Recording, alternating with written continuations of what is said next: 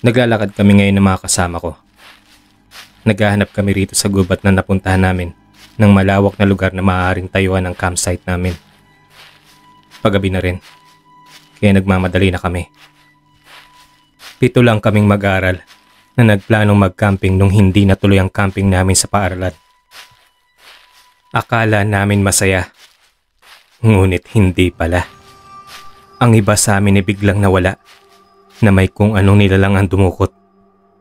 Ang iba ay takot na at nais nang makauwi sa pag-aalalang baka dukutin din sila.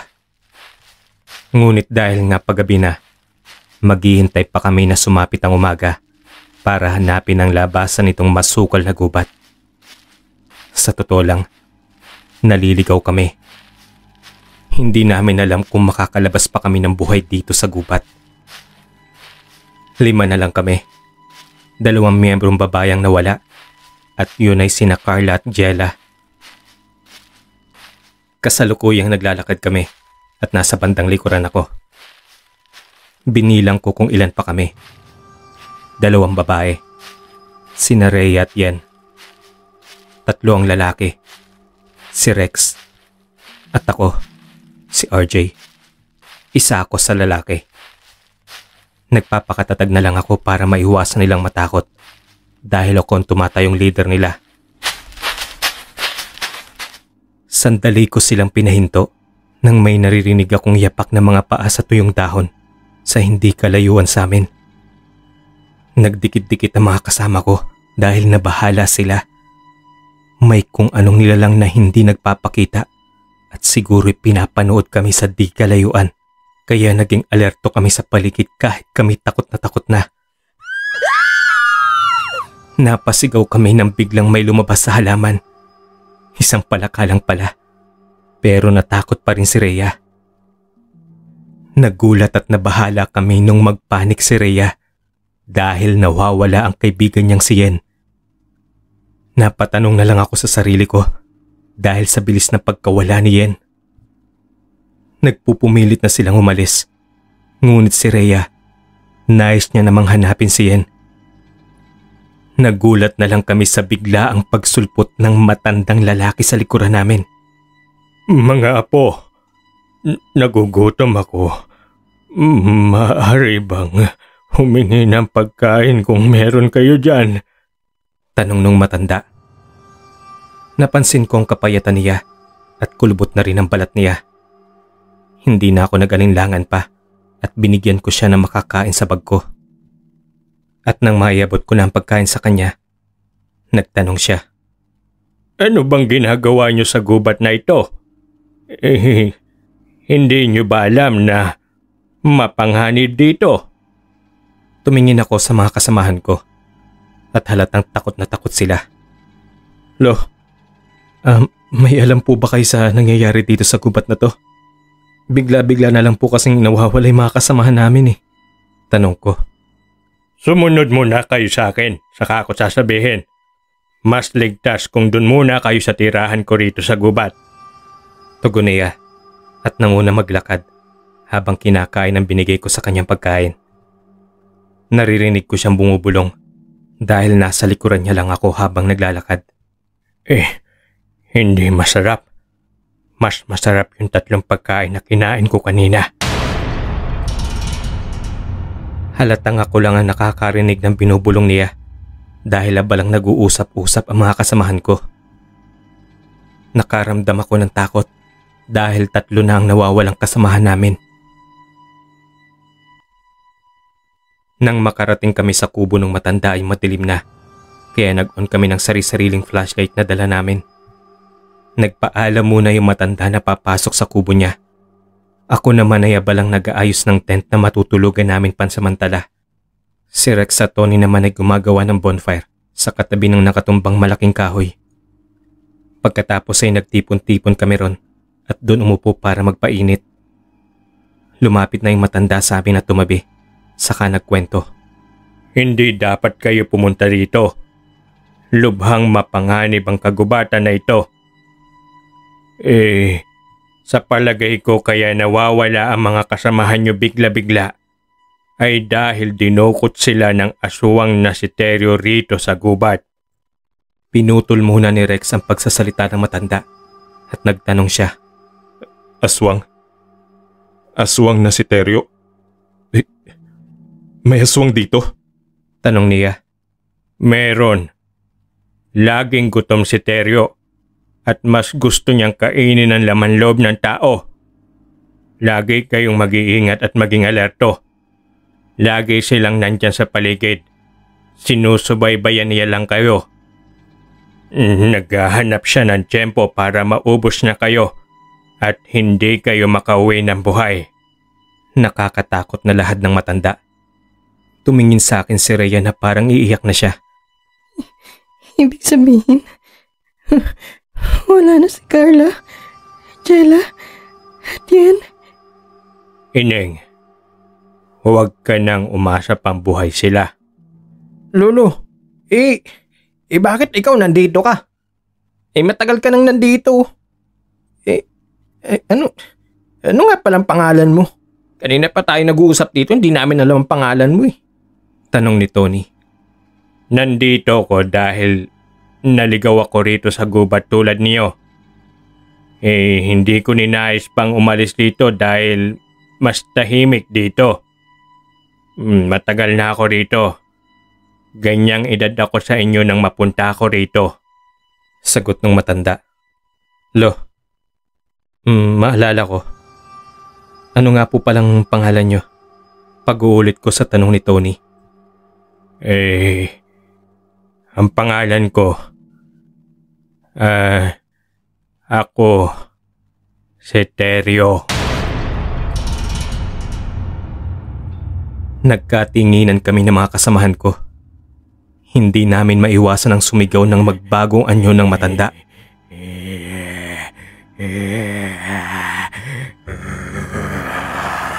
Siya palang aswang na si Teryo. Nagsitakbuhan kami. Ngunit sa takot ni Rhea, parang hindi siya makaalis sa kinatatayuan niya.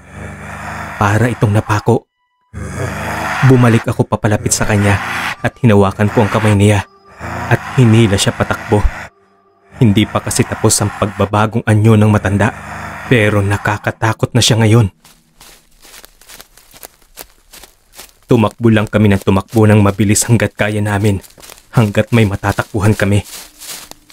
At mas lalo kaming nabahala nang makitang hinahabol kami ng matandang aswang.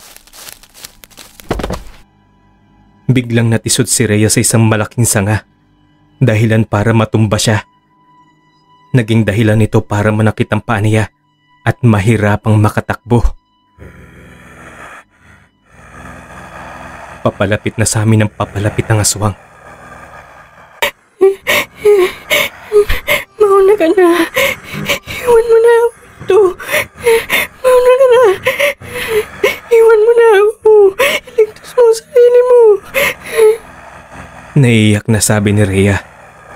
Hinihila na ni Rex at Tony ang kamay ko para ipagpatuloy ang pagtakbo dahil malapit na ang aswang sa amin.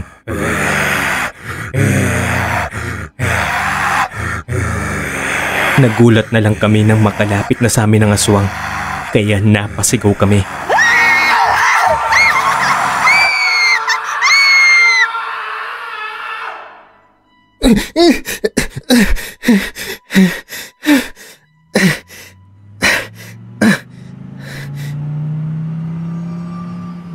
Napabalikwas ako sa aking kinaupuan. Habol ang hininga. Napagtanto kong bangungot lang pala ang nangyari. Kasalukuyan akong nakasakay sa kotse ni Rex na minamaneho niya. Nasa loob din sina Carla, Jella, Yen, Tony at Rhea. Kumpleto kami. Papunta pa lang kami sa gubat para mag-camping. Napatingin silang lahat sa akin. Kahit sila'y nagulat sa naging reaksyon ko.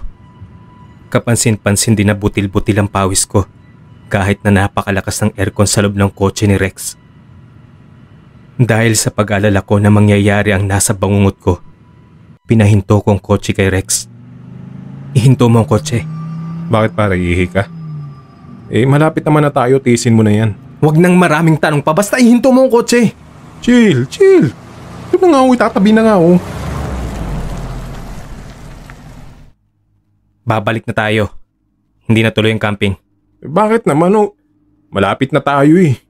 Sayang naman yung haba ng biniyahe natin tapos di naman pala tayo tutuloy. Huwag na kayong makulit. Basta hindi na tuloy, babalik na tayo sa Maynila. Doon ko na lang ipapaliwanag sa inyo. Sad ko na may otoridad. Dahil ako naman ang masusunod. Dahil ako ang leader nila.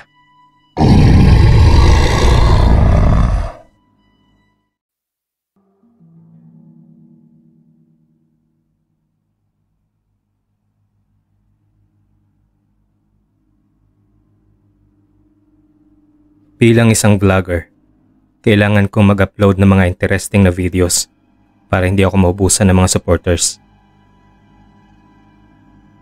Ako si Ken. 3 taon na akong vlogger. Nagsimula ang lahat nang umuwi ako sa bahay ni Lola sa probinsya. Ikinumpara ko ang probinsya at ang syudad na kinalakihan ko. Kinunan ko rin ng mga videos ang mga gandang views doon. Pagkatapos ng magandang experience na iyon, ay ini-upload ko na iyon sa YouTube channel ko para hindi mawala at mapanood din ng iba. Hindi ko akalain na makakakuha iyon ng napakaraming likes and views. Ang sabi pa ng iba, ay hihintayin daw nila ang susunod kong videos. May nagsabi pa na ang pogi kong vlogger. Natuwa ako sa mga comments nila. Kaya kahit saan ako pumunta, ay binavlog ko na. Kulang na lang pati pag-ihi ko ay i-video ko na. Dumami na nga mga videos na ini-upload ko. Kaya naman ay kumita na rin ako. Nagkaroon na ako ng sweldo sa YouTube. 3 million na kasi ang subscribers ko. Nang pumunta kami ng pamilya ko sa Baguio, ay nag-vlog ulit ako. Sinimulan ko naman ang video ko sa "Hi guys and welcome to my vlog." Buong banding namin ay nasa videos na yon. Sina mama at papa ay parang sanay na rin sa mga ginagawa ko. Dahil sila pa mismo ang nagsasabi na videohan ko rin daw sila.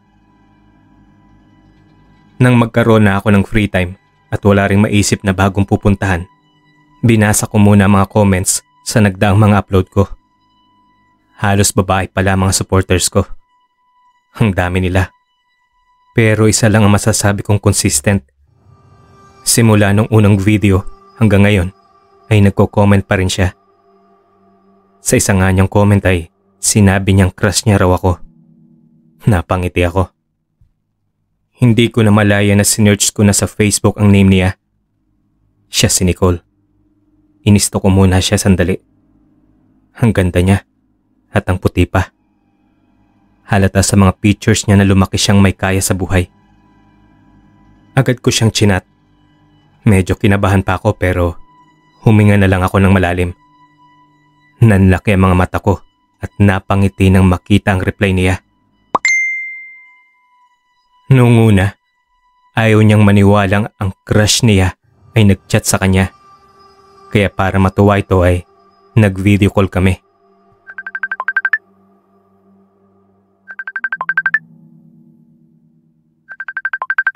Sigaw ito ng sigaw at tumalon pa sa kama niya at panay sabing, totoo raw ba o nag-i-ilusyon lang siya? Tinawag niya ang kapatid niya para raw sampalin siya dahil nahihibang na raw siya. Ayaw niya talagang maniwala na ako ang kausap niya. Nasyak naman ang kapatid niya nang makausap ako. Sumigaw ito at hinampas si Nicole. Totoo raw ba talaga ako? Parating tanong nila sa akin. At doon nagsimula ang love story namin. Hindi ko alam pero naging malapit siya sa puso ko. At hindi nga nagtagal ay niligawan ko na siya at agad din naman niya akong sinagot. Nang naging official na kami, isinama ko na siya sa YouTube videos ko. Naging couple vlogger kami at ang content pa rin namin ay yung mga travels namin together. Nagustuhan ng pamilya ko si Nicole. At ganoon din ang pamilya niya sa akin. Magkasundo ang family namin, kaya nag-decide na kami ni Nicole na tumira sa isang bahay para kahit anong oras ay pwede kaming mag-vlog. Nang makuha na namin ang aming sweldo sa YouTube bilang couple, ay nagpatayo na kami ng sarili naming bahay. At dahil medyo nagsawa na kami sa mga content namin, ay nagpasuggest kami sa mga supporters namin kung anong okay na gawin. Ilan sa mga suggestions dito ay puro kalokohan. Binasa namin ang lahat ng comments at isa sa mga ito ay sinabing pumunta raw kami sa probinsya ng San Roque at may aswang daw doon. Doon daw kami mag-travel at kunan ng mga videos ang bawat lakad namin. Lalaki raw lalo ang kita namin sa YouTube kung mga nakakatakot ang i-upload namin. Nagkatinginan kami ni Nicole. Napaisip kami saglit. Natakot kami pareho. Pero magandang suggestion nga yun. Hindi kami naniniwala sa aswang. Kaya naman patutunayan naming hindi totoo ang mga aswang. Kinabukasan ay bumiyahe kami kagad. Dinala namin lahat ng kailangan sa pagbablog. 5 oras din ang biyahe, pero sulit naman dahil pagdating namin doon ay nakita namin ang napakagandang views. Sinimulan kagad namin ang vlog. Sinabi ni Nicole sa video na nakarating na kami. Naghanap kami na matutulugan at nang makahanap na kami ay naglakad-lakad na kami. Hi guys and welcome to our vlog, and for today's video, maghahanap tayo ng aswang para may hapunan tayo. Siyempre, mahal kasi mga foods dito kaya unahan na natin sila. Sila ang hanapin natin para gawin nating hapunan. Alam niyo naman, dito sa lugar na to mahal kasi mga foods dito. Kaya mas maganda. Unahan na natin sila. Biro ko. Wala namang kaming napansing kakaiba sa San Roque. Payapa nga ito eh. Pero habang naglalakad kami, nakita namin ang isang lalaki. Malaki ang katawan nito at may itsura. Tinanong namin siya kung naniniwala ba siya sa aswang. Ngumiti ito at sinabing kung gusto naming makakita ng aswang, pumunta kami sa gubat mamayang gabi. At pagkasabi nun ay agad din siyang umalis. Nagkatinginan kami ni Nicole. Nang makauwi na kami ay ini-upload namin sa YouTube ang video at sinabi sa comment kung dapat ba kaming pumunta roon. Ang daming nagsabing puntahan daw namin at huwag kalimutang mag-video. Napaisip kami pareho. Natatakot kami. Pero alam naman naming hindi totoo ang aswang.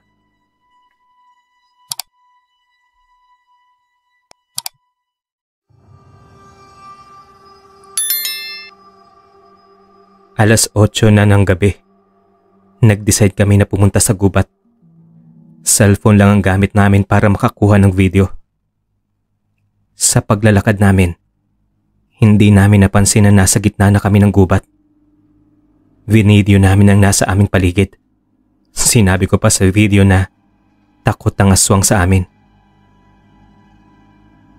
Ilang minuto lang ng paglalakad namin nang makakita kami ng maliit na kubo. Pinuntahan namin ito. Sinabi ko kay Nicole na tumahimik lang dahil magbi-video lang ako. Baka kasi magalit ang nakatira. Kumatok kami sa pinto, ngunit walang sumasagot. Ilang minuto lang ay nakaramdam kami na parang may lumilipad. Napatingin kami sa bubong ng kubo at pumulaga sa amin ang isang manananggal. Sinabi nito sa nakakatakot na boses na napakamasunurin namin. Siya pala yung nagsuggest na pumunta kami sa San Roque. Siya pala mismo ang aswang. Dahan-dahan kaming umatras, ngunit may bumangga sa aking likod. Isa ring manananggal. Pamilya pala sila ng mga manananggal. Tumakbo kami ni Nicole papalayo at sinundan kami ng mga ito. Hinila nila ang buhok ni Nicole kaya umangat ito. Wala na akong nagawa kundi labanan sila. Pinulot ko ang isang kahoy, ngunit hinila ito ng isa sa kanila. Hindi ko napansin na may manananggal di sa likuran ko, kaya nakagat ako nito. Napahiga kami pareho ni Nicole. Kinuha ng manananggal ang cellphone namin. At doon nga ay vinidyohan nila kami habang kinakain nila ang aming mga laman loob.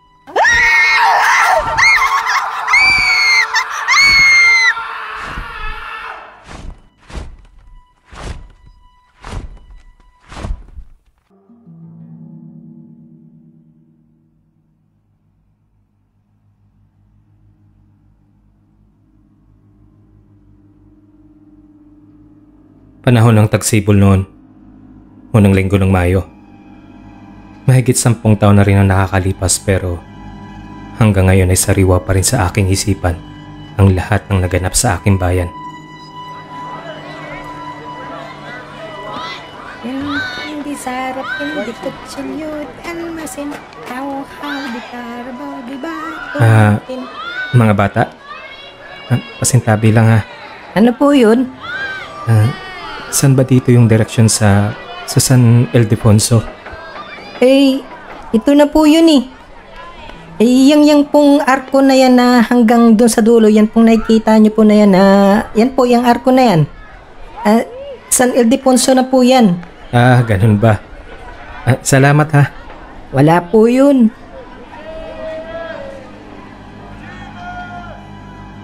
Isang dayo noon ang napadpad sa aming lugar. Matangkad, moreno at matipuno ito.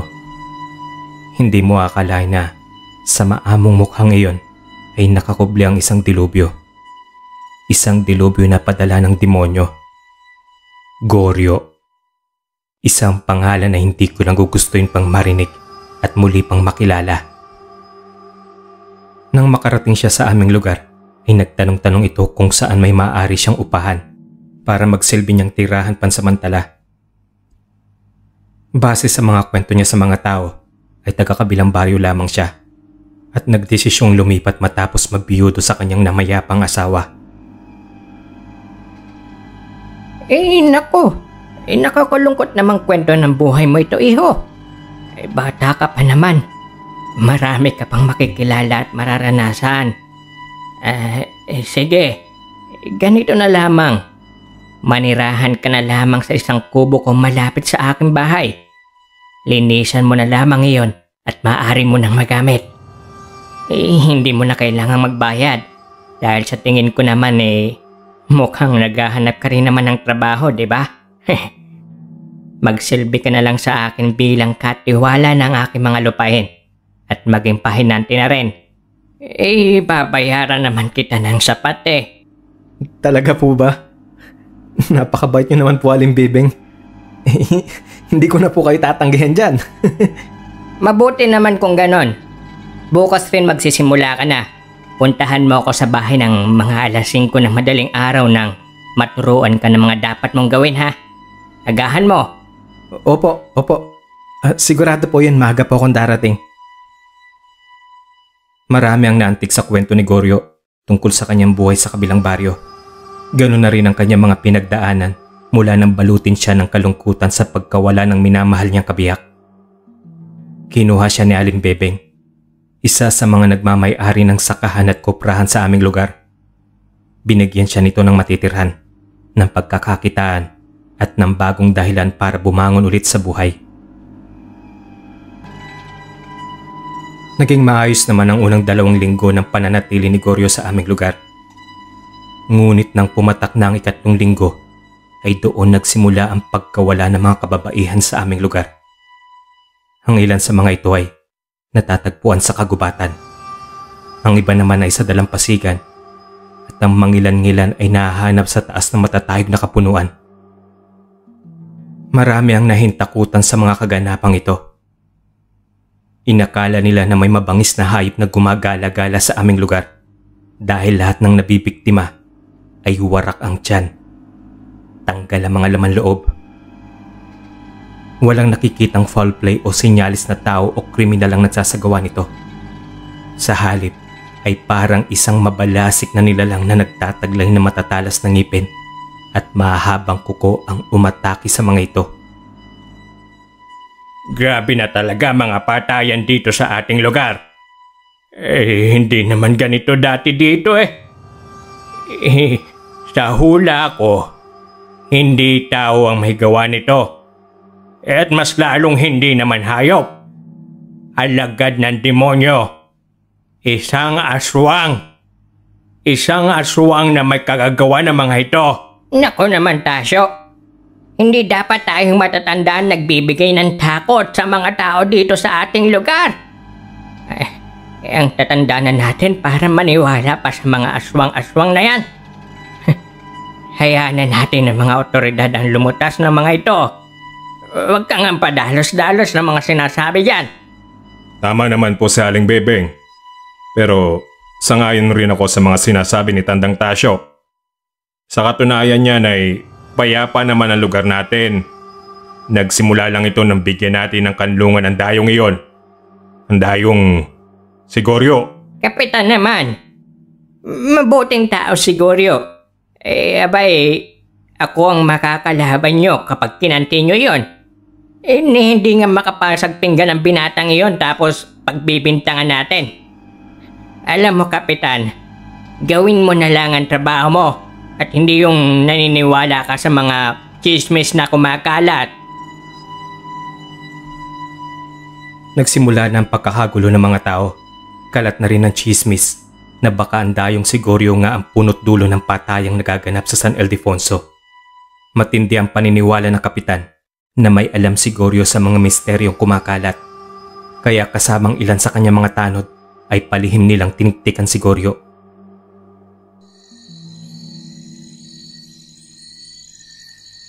Alas 11 na ng gabi yun. Tahimik na ang buong paligid at tanging mga kuligdig lamang ang naririnig. Nakapwesto na sa kanya-kanyang taguan sila Kapitan at ang mga tanod sa masusukal na talahib sa paligid ng kubo ni Goryo. Nais nilang imbestigahan at tiktikan si Goryo kung talagang ang may kinalaman ng dayo sa mga matugong pag-atake. Sa di kalayuan ay napansin nilang nagpatay na ng lampara si Goryo sa loob ng kanyang kubo. Kap, di maganda tong ginagawa natin. Sa tingin ko, nagbibintang tayo ng walang basehan. Tingnan mo. Walang aswang na narutulog ng gabi. Magpapahinga na siguro yan. Kaya tara na, uwi na lang tayo. Oo nga, Kapitan. Malito. Sa tingin ko, nag-aakusa tayo ng inosenteng tao. Saka, isa pa'y nangangatin ako sa mga talahib dito eh. Uwi na lang tayo. Ang dami niyong reklamo. Bahala nga kayo kung gusto niyong umuwi. Basta ako maiwan ako dito. Kung gusto niyong maibalik ang katahimikan sa lugar na ito ay matuto kayo magsakripisyo. Minsan lang naman to eh. Basta ako, Kap, maasahan mo ko. Dito lang ako at mag-aantay sa panibago mong utos. Sabihin mo lang, gagawin ko. Nagsiuwian na mga tanod ng Kapitan at tanging isa lamang ang natira. Mahabang pasensya na pinagpatuloy pa rin nila ang pagmamanman sa kubo ng dayong si Goryo. Nang walang ano-ano ay nakarinig sila ng isang malakas na palahaw.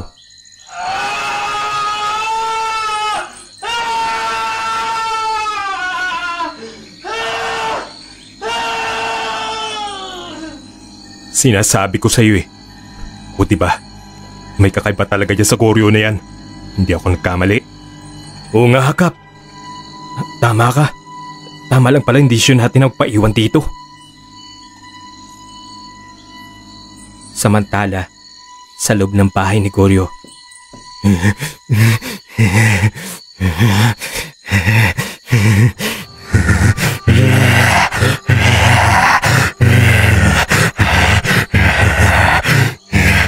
Hindi pwedeng ako lang ang mawala ng mahal sa buhay.